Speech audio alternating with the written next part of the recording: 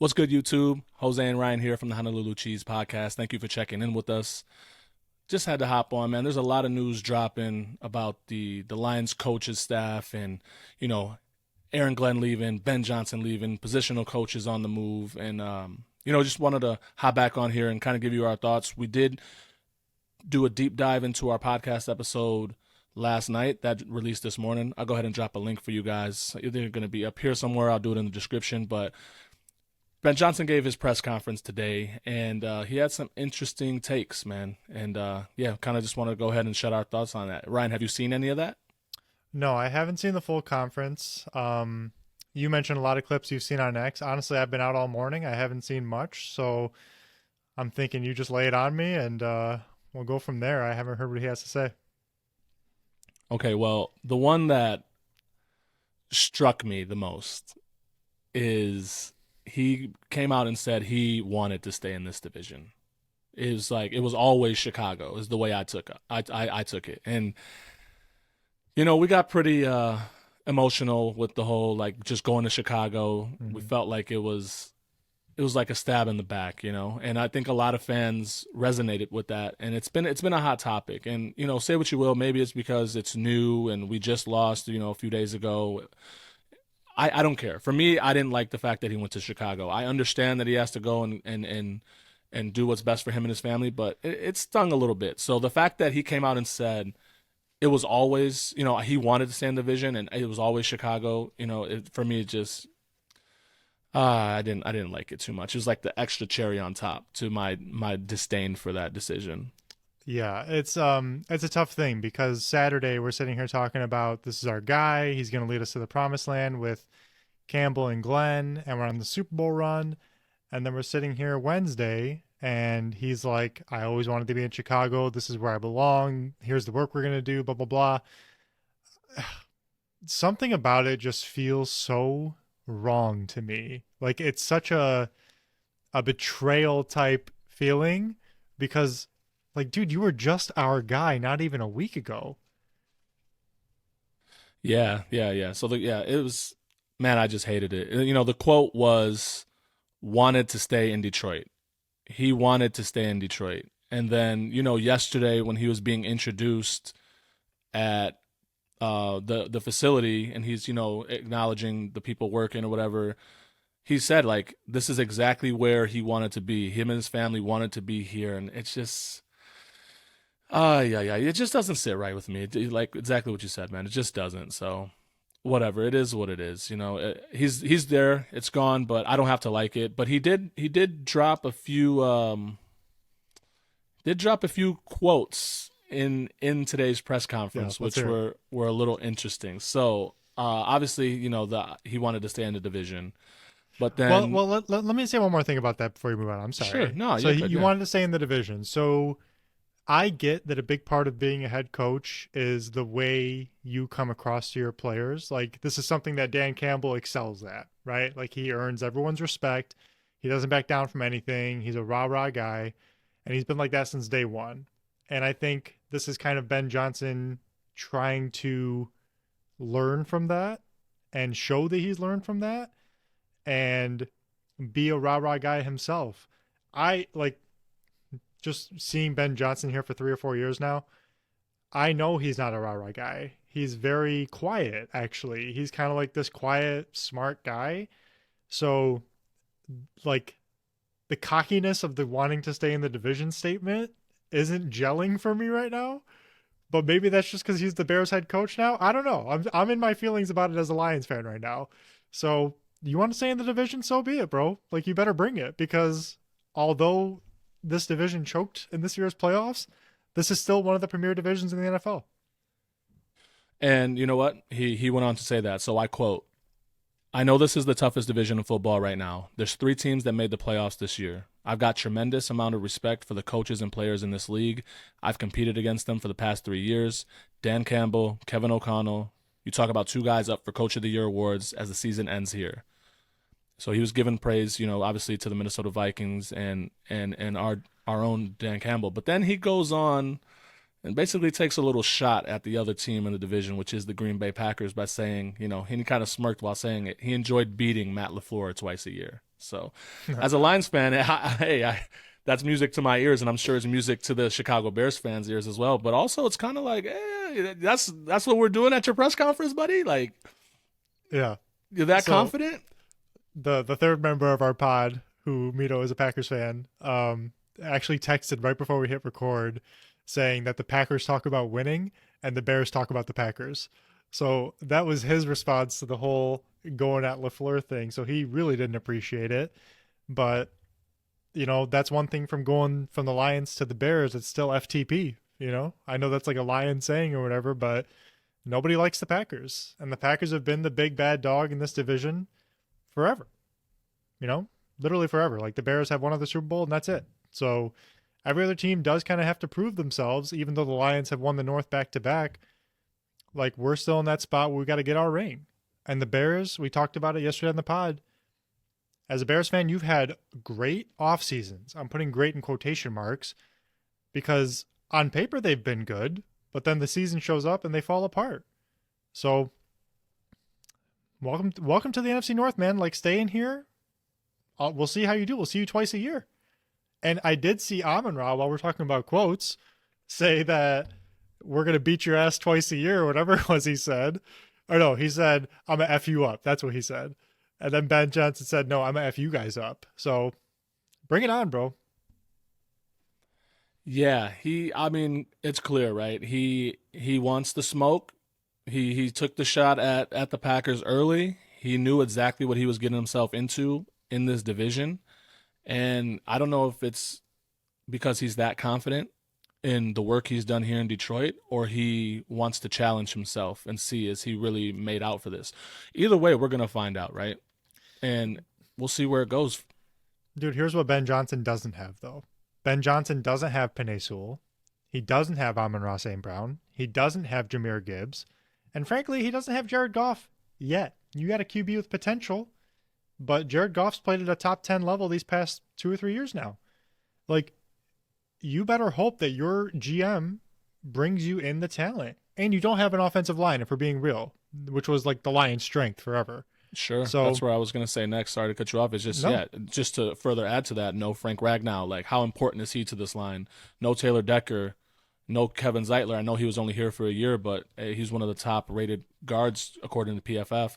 Even Graham Glasgow, for as down a year as he had, he's still a top player, and I think the Chicago Bears would take him in a heartbeat. So, yeah, that offensive line it's rough. Do they have some talent over in Chicago? Sure. But we'll see how it all fits together, man. It's a lot different. And let's not forget, you ain't got Brad Holmes no more, buddy. Right. Okay? That's the biggest key to the cog. That's the biggest key. And I think it's going to be hard for Ben Johnson, especially in his first year, because the Bears are in a spot. If I'm a Bears fan, this is what I'm thinking right now. We came so close in so many games last year. If we had a decent coach, we could have been a decent team. This is all stuff we've heard Bear fans say last year. So you're going into this year with your hot new head coach that you've wanted forever now. You got him. And if the Bears win, let's say 6 or 7 games, that's not going to be easy for Ben Johnson, bro. These fans are ready to win. It's your franchise quarterback is now in his second year, and if he finishes with 6 or 7 wins, some of the fan base will be patient, I'm sure, but they've been patient for a long time. They're kind of like us in that way. And I don't know how long his leash is going to be. Once it's all rainbows and unicorns right now because he just got hired, he's pumping them up, whatever. When they start losing games, if and when they do, I don't know, man. Yeah, I mean, it wasn't that long ago that the Chicago Bears were making the playoffs with Mitch Trubisky and Matt Nagy, and that still wasn't good enough, right? So It remains to be seen what Ben Johnson's going to be as a head coach. And, I mean, we don't know. I know what he was as offensive coordinator, but how you're going to lead the team, there's a lot of responsibility. There's a lot more that goes into it. So, hey, Chicago, hey, you got a good offensive coordinator. Did you get a good head coach? I can't say. But before we move on from Ben Johnson, I just wanted to kind of touch on something you said earlier about the rah-rah and trying to take on the Dan Campbell mentality. Someone else posted on X. I don't remember who it was, so I can't give them their credit, unfortunately. But there was like a side-by-side of the press conferences, and it was one from Dan Campbell last week where he was talking about why he came to Detroit, like what one of the things that was so appealing, and he was like, it's a sleeping giant here for football.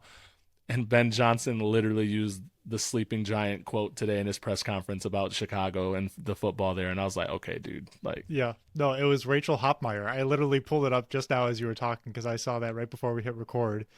And yeah, I mean, look, bro. You want to take all the Dan Campbellisms, go for it, I guess. I'm sure they sound better coming from Dan Campbell because he's just that type of dude. But I don't know, man. He's saying all the right things, I guess. I'm sure Chicago fans are very pumped right now. right. Well, moving on from Ben Johnson, or should we say Benedict Johnson. Mm. Aaron Glenn has officially accepted the New York Jets head coaching job. We talked about it yesterday on the pod that he left the building even though the Jets didn't want him to. I thought that maybe he was going to go ahead and hear the New Orleans Saints out. It appears that's not the case. He must have came back maybe to shake Dan Campbell's hand and Brad Holmes' hand one more time in person. I don't know exactly what. I'm assuming it was just to, obviously sew up some things that needed to get sewed up in Allen Park, but it's official. He's officially the New York Jets head coach, going back to the team who drafted him in the first round 30 years ago. I can't blame him for going there. I think it's pretty cool to come full circle, to be the first round of a team, and now you're going to be head coaching the team and trying to turn that franchise around. And listen, I hate to see AG go. I know he's a heavily criticized guy here in Detroit, but I wish him well, Same. I think the reaction here has been completely opposite of what it's been to Benedict Johnson. You have a guy who went straight to the Bears and didn't even seem to care on the surface. Like, it really, I feel like that's the part Detroit fans are so emotionally invested in, is that he just didn't care. Like, he was just so ready to go. And for AG, it's not the same, man. Like, you're going to the AFC, totally different conference. You played there. It makes sense that you go there. You're going to a really messed up situation in the Jets, which takes bravery as your first head coaching stint. I respect AG for that. That's not an easy media spotlight to step into, certainly. That's not an easy quarterback situation to step into. You got a lot of loud guys over there in that locker room. Very talented, but very loud. And they're going to expect a lot. Like he's got his work cut out for him, man. And I really do wish him the best. I know Detroit fans were hard on him in his time here, with our lack of pass rush and our defensive game plans at some points, a la Washington. But he showed a lot this year in my eyes, bro. When we were healthy and we were playing well, I thought he was balling as a coach. I really did. And I think it just became too much. And you ran into the wrong opponent at the end of the year. Simple as that. So, yeah, credit to him. Yeah, and I mean, if we're going to be honest, regardless of the dumpster fire that is the New York Jets, that defense is loaded with talent, man. Sauce Gardner, Quinnen Williams, his brother Quincy, I believe C.J. Mosley's still there under contract. They have a lot of playmakers. Can't remember the defensive end. Is it Bryce Huff that they signed last year, or maybe they lost him? I can't remember. But all I know is they have a lot of players. You could have stopped at Quinnen Williams. Like, right? I love that guy. What a player! Monster. Yeah. They got a high draft pick again this year, so it could turn around quickly. The most important part for the New York Jets, and let's not even forget the offensive side of the ball with Breece Hall and Garrett Wilson there as well. I mean, they have a good team. They have a good foundation, I should say. And what's been lacking is the head coach, and obviously a GM and an owner who can't stay out of their own way. So we'll see how that all shakes out. But on paper, it looks good. And the biggest question mark right now for them is A-Rod. Like, A-Rod was pretty public in saying that I want to be in favor of the coach that we bring in. And that's a big piece of it. I don't know how Aaron Glenn feels about him and vice versa. Well, that's yet to be seen. I know players historically respect the hell out of Aaron Glenn. He's that type of dude. Like, I've never heard a bad thing about Aaron Glenn come out personally at all. Can't say the same for A-Rod. But that's why he's Aaron Rodgers, and that's why it's your job to kind of figure out, how am I going to get the most out of this guy while he's here and calm this shitstorm down. Like, that's all it comes down to. Is it was a circus last year. You have A-Rod hurt, played well for a couple games, but largely did not. And it's like, this is the guy we've been waiting for. Like, this is the guy who we were so mad got hurt last year and he came back and just looked like this. It's I don't know, man. There's so many different directions that team can go in. And sitting here right now, starting A-Rod, like I can't picture them doing much of anything. I don't think Aaron Glenn's the savior to that Aaron Rodgers problem they have, but we'll see.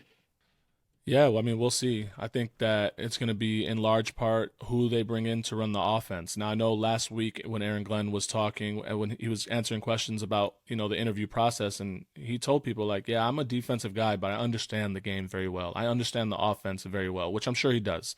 He's been in the league a long time, and obviously to play defense, you're going to have to understand the offense. But I do believe it in large part, who he brings in as his offensive coordinator is going to be very important.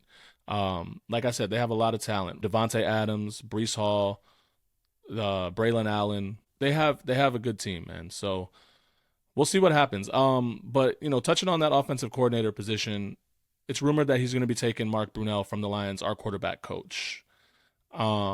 I know he's been pretty pivotal to Jared Goff. However, I don't know how much he's really going to be missed. Like I think that Mark Brunell's been great here and it's been awesome. But if he were to go, like I'm not really, thanks for your time and the memories, but I don't know if it's necessarily like that big of a deal.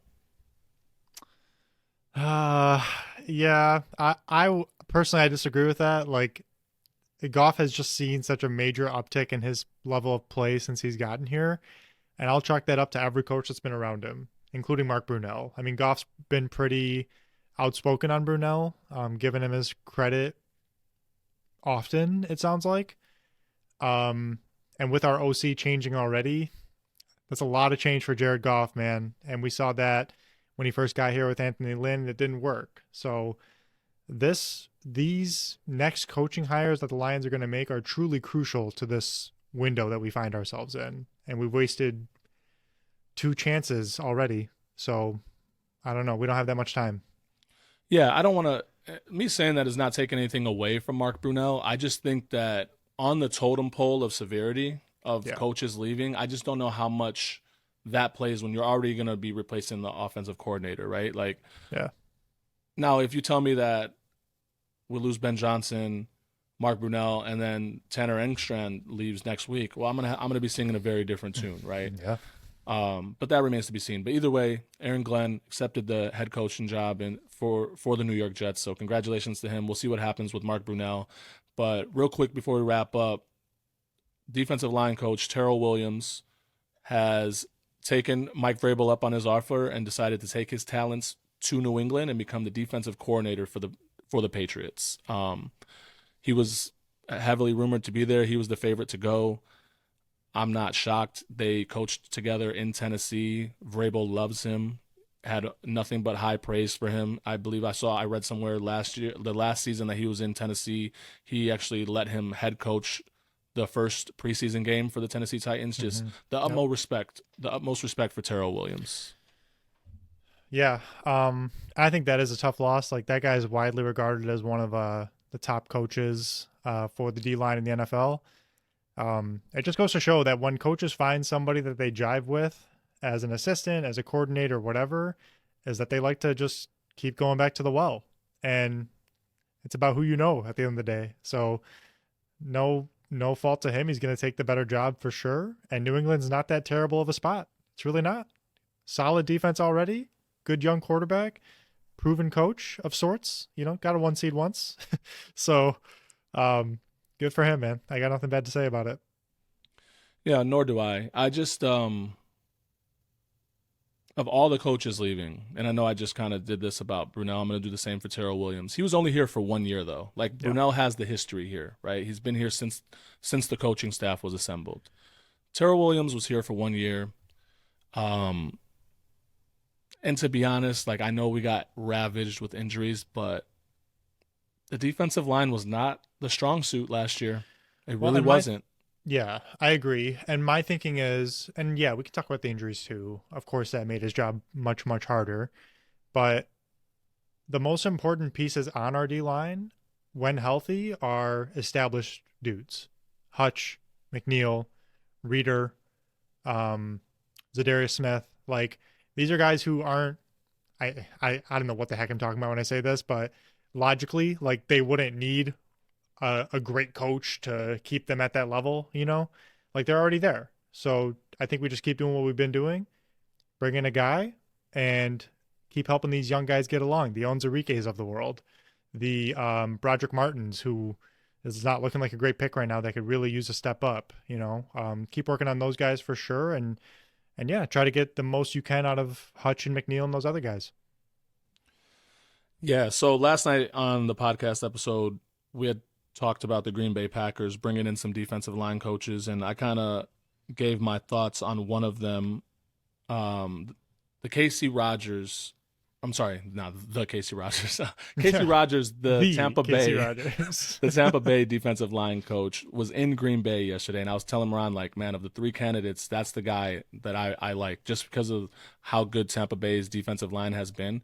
I would love to see maybe him go ahead and just hop on a plane right from Green Bay to Detroit, and maybe get a little interview, because I wouldn't mind that at all. You know, What would be better than stealing him from Green Bay? Exactly. Like that's music to my ears. Exactly. Not to mention stealing him from Tampa, who's another NFC like team that we struggle with historically. Yeah, like bring him on. Yeah, and we play Tampa next year again. Yes, we do. Yeah, of course. So, yeah, I mean, there's a lot of movement happening right now. We'll see how it all shakes out. It's going to be a busy few weeks for Dan Campbell and Brad Holmes, you know, just rebuilding this coaching staff and then getting ready for the draft. So we'll see what happens with our Detroit Lions, man. But I think that's going to wrap it up for us here. Anything you want to add, Ryan? Yeah, I would just say PSA to the fans who are super nervous about these changes. Like I am too. I'm not going to act holier than thou with that. But I just keep reminding myself personally that we have Brad Holmes and Dan Campbell at the helm. Those are the two most important people, and I trust them both fully. So let's rebuild this thing. We'll make it work. It's not rebuilding, right? It's retooling our coaching staff. That's how I'm looking at it. So you got the guys you need. Let's just get it done.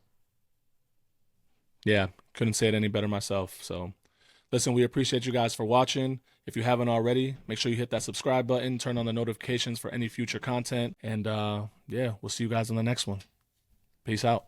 Deuces.